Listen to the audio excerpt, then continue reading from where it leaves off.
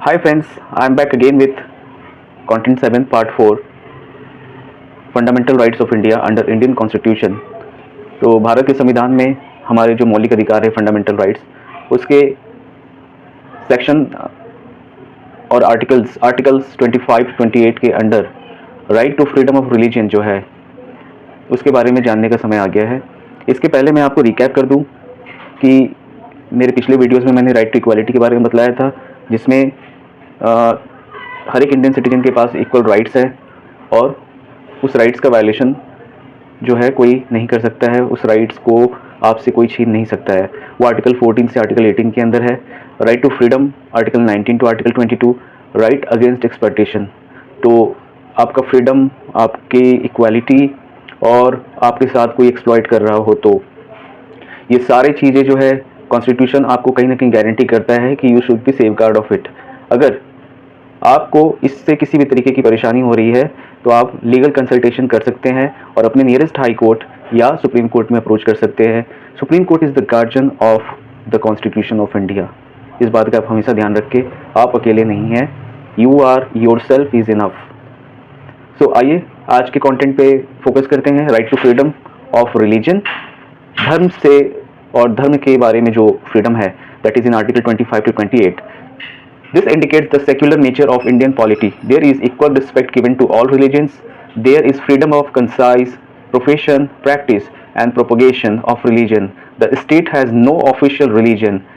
Every person has the right to freely practice his or her faith and establish and maintain religious and charitable institution. So, इसके बारे में अगर थोड़ा सा जो है ब्रीफली समझा जाए तो कॉन्स्टिट्यूशन यही कहता है कि it is not talking about only one single religion. ये कोई एक सिंगल धर्म के बारे में बात नहीं कर रहा है। ये भारतीय राजनीति में हर एक धर्म को जो है समान भाव से देखने के लिए गारंटी करता है और एडवाइस भी करता है। ये कहता है कि कोई भी प्रोफेशन, कोई भी प्रैक्टिस, किसी भी तरीके का रिलीजन कोई भी एक्सेप्ट कर सकता है। इसमें कोई पाबंदी नहीं है कि हिंदू, मुस्लिम, सिख, ईसाई, जैन, बुद्धिज़्म, सिख, ये सारे जो है आपस में जो है धर्म परिवर्तन नहीं करते हैं।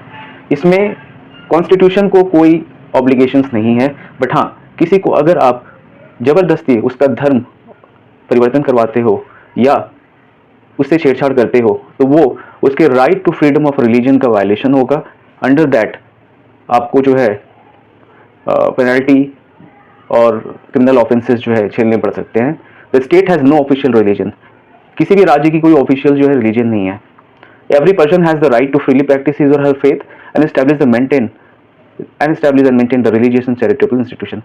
तो जैसे कि मैंने कहा, हर एक लोगों को, हर एक इंसान को फ्री सोच और मुक्त सोच से किसी भी धर्म को जो है एक्सेप्ट करने का, किसी भी धर्म को अपनाने का अधिकार है और उसको वो बाइज्जत जो है फॉलो कर सकते हैं और मेंटेन कर सकते हैं। अगर उनको कोई चैरिटेबल इंस्टीट्यूशन चलाना है, कोई धर्म से रिलेटेड किसी भी मंदिर, मस्जिद, गुरुद्वारे या प्रार्थना गृह, जैसे कि हम दिल्ली में लोटस टेम्पल देखते हैं, वो बहाई जो है समुदाय के ऊपर है और वो प्रार्थना का घर है। तो इस तरह करके आप जो है अपने ओन लैंड पर, जो कि आपको बिलोंग करता है, not on public land, own land या फिर जिसके आप ओनर हो, उस पर आप अपने धर्म के अनुसार अपनी चैरिटेबल इंस्टीट्यूशन जो है इस्टेब्लिश कर सकते हो एज परमिटेड बाय लॉ। सो आपको पूरा क्लियर समझ में आ गया होगा, आई होप दोस्तों, कि right to freedom of religion क्या है और धर्म के बारे में जो भी मतभेद है और लोग आपस में जो मतभेद करते हैं और धर्म से खिलवाड़ करते हैं, धर्म के साथ जो है खिलवाड़ करते हैं और लोगों की भावनाओं के साथ खिलवाड़ करते हैं, धर्म के नाम पे लोगों को भड़काते हैं, ये सारी चीज़ें जो है कहीं ना कहीं कॉन्स्टिट्यूशन में जो है इसको सही तरीके से कोड किया गया है। तो आप इंडियन कॉन्स्टिट्यूशन को बहुत ध्यान से पढ़ें, क्योंकि हर एक भारतीय नागरिक का ये फर्ज है कि उसको अपने फंडामेंटल राइट्स, अपने मौलिक अधिकार के बारे में तो पता होना चाहिए। और आगे की वीडियोज़ में मैं आपको आपके फंडामेंटल ड्यूटीज़ के बारे में बताऊंगा, क्योंकि राइट्स जहाँ है वहाँ ड्यूटीज़ भी होंगी, जहाँ आपको अधिकार मिल रहे हैं वहाँ कुछ कर्म भी निभाने पड़ेंगे। ओनली राइट्स क्लेम करने से you can not be a citizen. तो मेरे आगे की वीडियो भी आप देखते रहे और इसी तरह वीडियो को देखने, समझने और सुनने के लिए आप मेरे चैनल को सब्सक्राइब करें, फॉलो करें। मेरे इंस्टाग्राम आईडी में भी आप फॉलो कर सकते हैं, लिंक्डइन पर भी फॉलो कर सकते हैं। और अगर आपको ये वीडियो अच्छी लगी तो प्लीज़ लाइक और कमेंट करिए, क्योंकि यही कहीं ना कहीं मुझे मोटिवेशन देता है अगली वीडियो को बनाने का। So thank you so much viewers, have a good day ahead.